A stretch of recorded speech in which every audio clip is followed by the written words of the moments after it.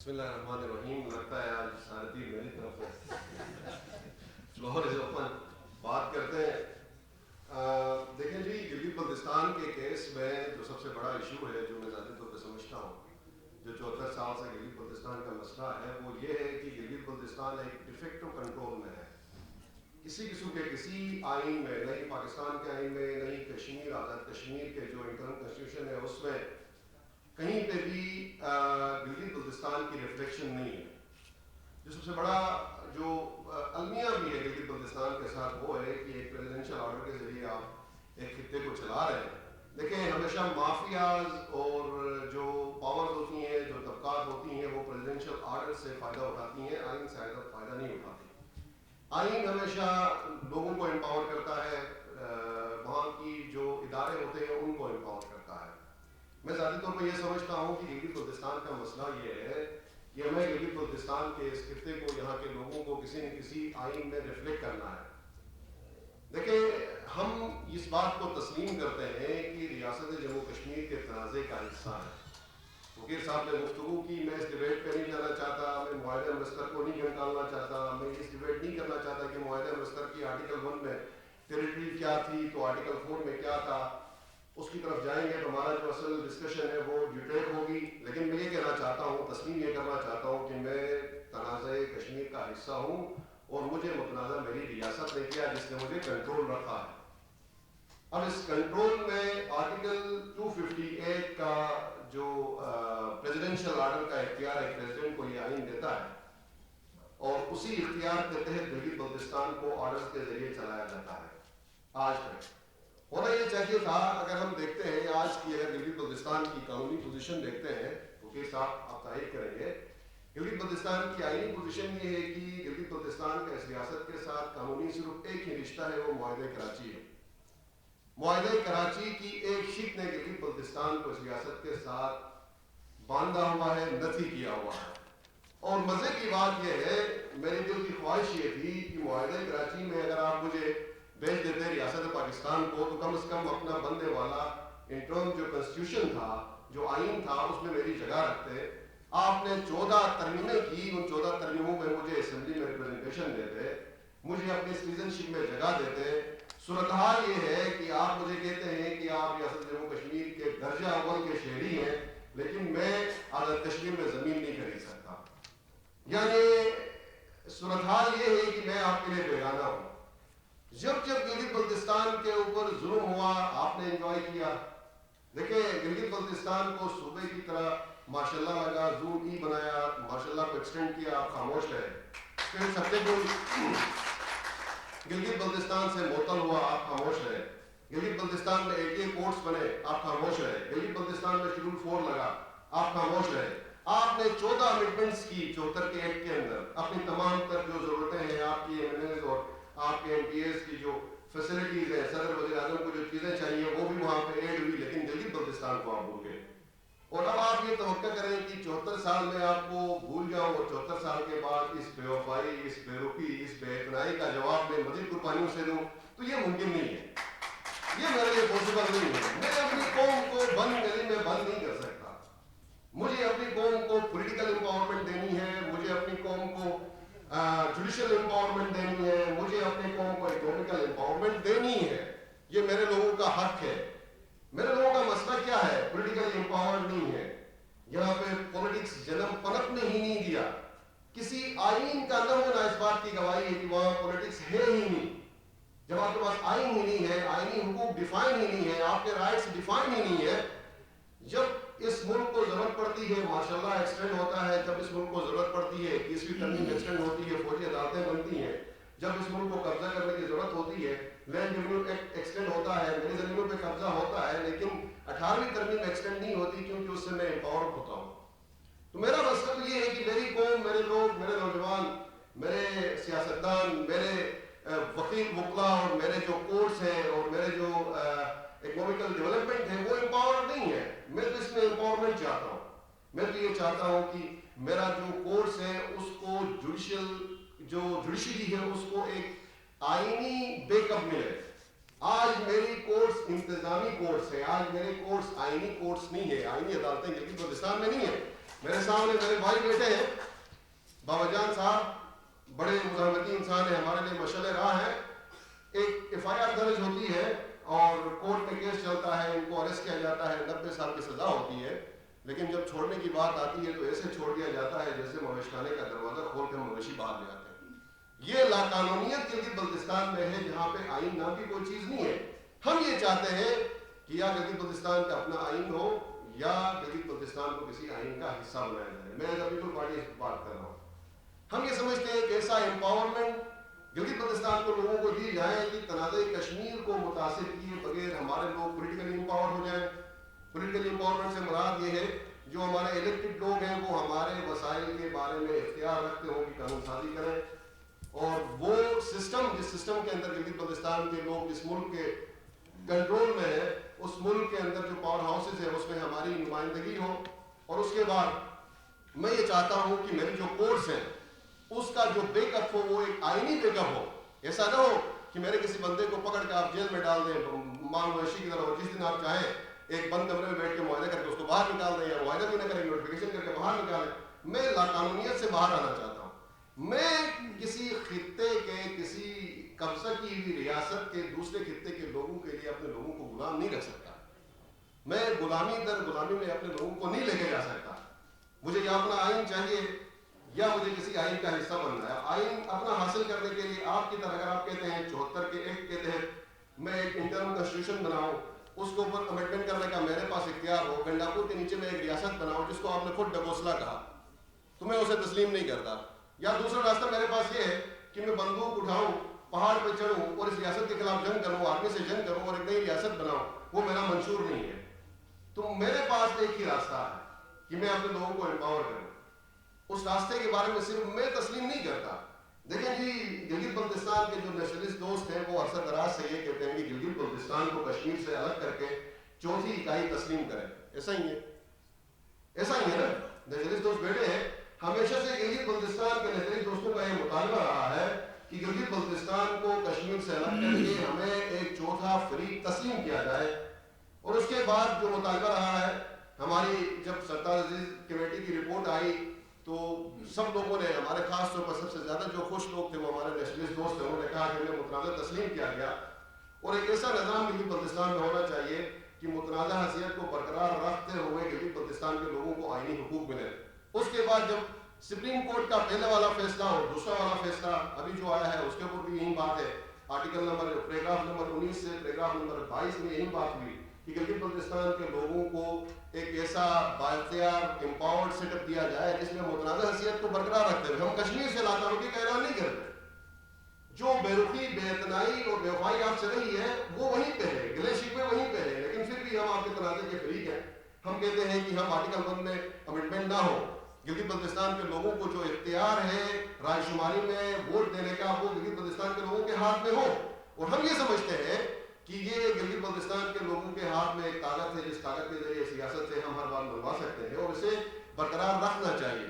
اب بات یہ ہے کہ دوسرا پاسبل سلوشن کیا ہے. پیپلز پارٹی کی حیثیت سے میں یہ کہتا ہوں, ہم نے حق حاکمیت بات ہوئی, حق حاکمیت اور حق ملکیت کی تحریک کا ہم نے آغاز کیا. یہ حق حاکمیت, حق ملکیت کسی آئین کا حصہ نہیں ہے بلکہ جمہوریت کی بنیاد ہے, یہ سوشل کنٹرکٹ کی بنیاد ہے. آپ جب کسی بھی جگہ میں آپ سٹیزن اور اسٹیٹ کے درمیان ایک معاہدہ ہوتا ہے جسے سوشل کنٹرکٹ کہتے ہیں, جیسے کہ زیگم صاحب نے بات کی, اس کی جو بنیاد یہ ہوتی ہے کہ وہاں کے بندے کو زمین کا مالک بنائے اور اس زمین کے جو مسائل ہیں اس کو حل کرنے کے لیے جو قانون سازی ہے اس کا اختیار وہاں کے نمائندوں کو دیا جائے. یہ ہمارا مطالبہ تھا. اور پیپلز پارٹی گلگت بلتستان یہ سمجھتی تھی کہ گلگت بلتستان کو آپ یہ جو قوانین ہے, جو ایڈمنسٹریٹو, جو آپ پریزیڈنشل آرڈر ہیں, حالانکہ خود گلگت بلتستان میں پیپلز پارٹی نے پریزیڈنشل آرڈر کے ذریعے ریفارمز کی, وہ ایک الگ ڈیبیٹ ہے. اس میں سب سے پہلے گلگت بلتستان کے بارے میں 74 میں جو کیبنٹ کا ڈیسیجن ہوا اس میں ذوالفقار علی بھٹو صاحب یہ چاہتے تھے کہ جو آج کا سیٹ اپ ہے گلگت بلتستان کو فیڈریشن کی اکائی کے طور پر تسلیم کریں. تو ریاست ہمارے ساتھ ان سیٹ اپ نہیں تھی.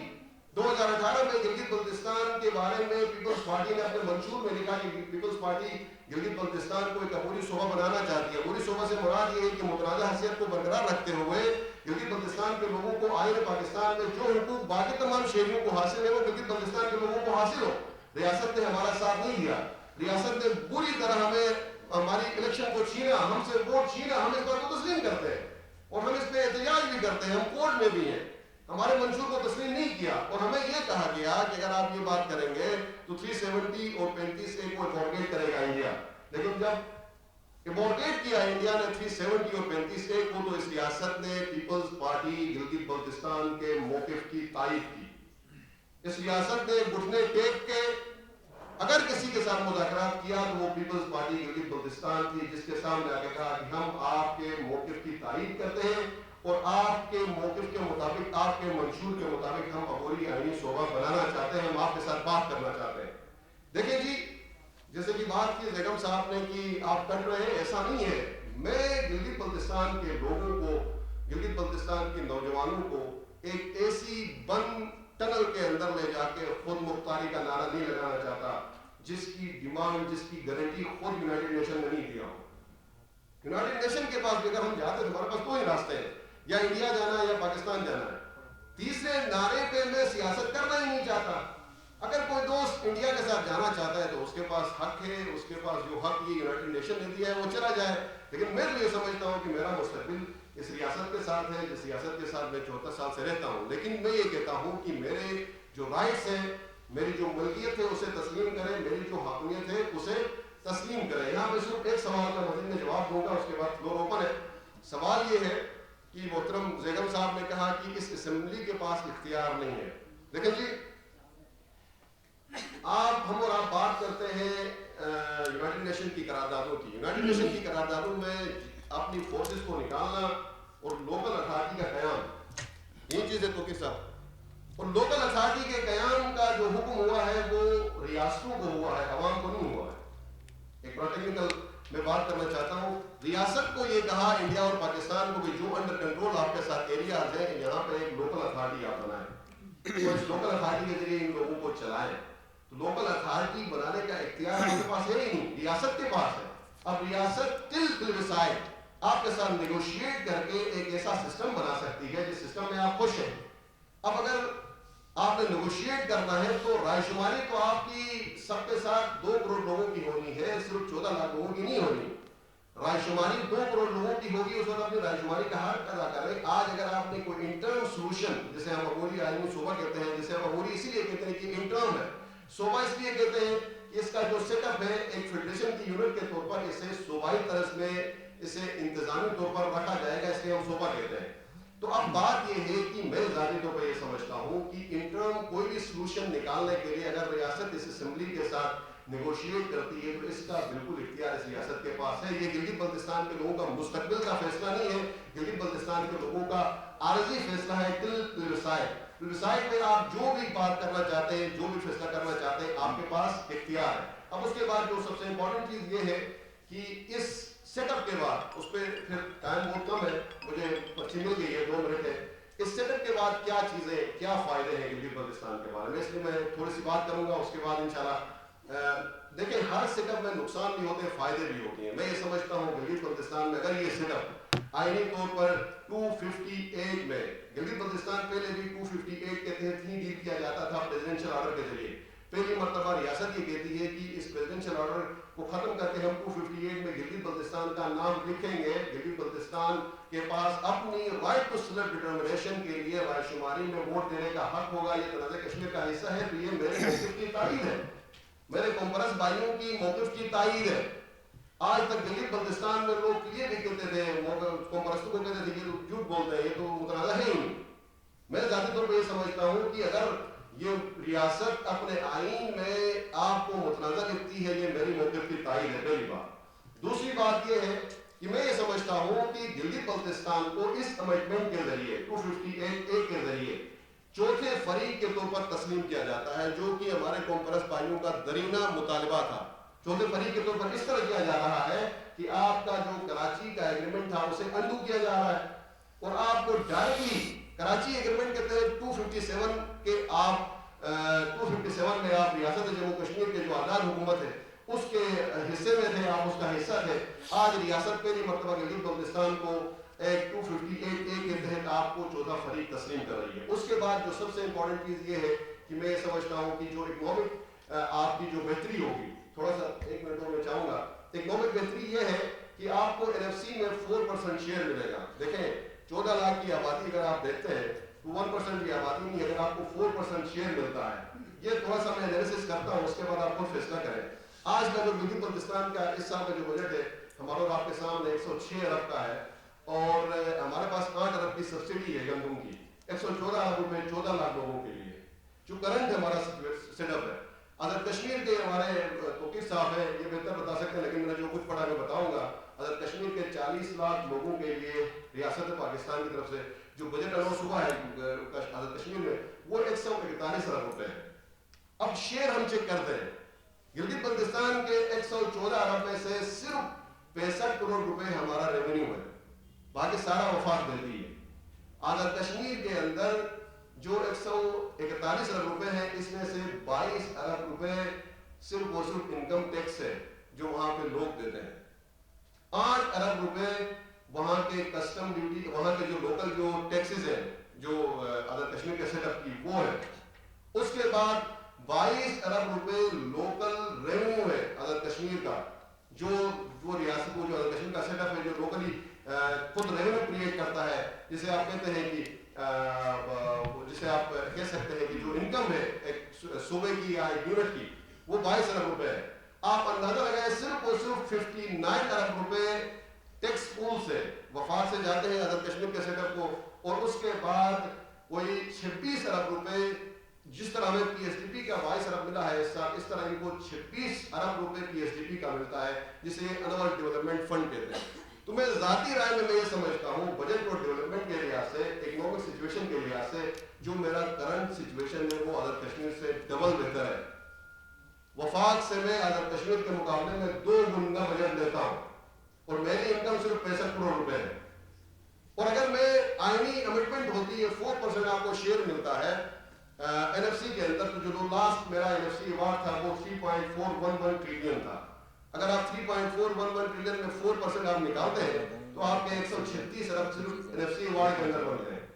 جو آپ کی لوکل ٹیکسز, جو لوکل جو ٹوریزم کے اوپر آپ ٹیکس لگائیں گے, واٹر رائلٹی جو آپ 18ویں ترمیم کے تحت کلیم کریں گے, جو کہ کشمیر لے رہا ہے, پہلے 70 کروڑ لے رہا تھا, 12 ارب روپے کلیم کر رہا ہے, یا اس کا اگریمنٹ ہو چکا ہے, وہ چیزیں الگ ہیں. تو میں یہ سمجھتا ہوں کہ جو بھی سیٹ اپ آئین اور قانون کی شکل میں گلگت بلتستان کو پہلے سے بہتر ملے گا, اس کی میں تائید کروں گا, اس کے ساتھ میں کھڑا رہوں گا. میں اپنی قوم کو بند گلی میں لے کے نہیں جا سکتا, پکی پتی کے پیچھے نہیں لگا سکتا. اور میں یہ سمجھتا ہوں کہ عبوری آئینی صوبے کا جو کمٹمنٹ ہے 26ویں ترمیم ہے, اس کے ذریعے میرے علاقے کو امپاور کیا جا رہا ہے. Thank you.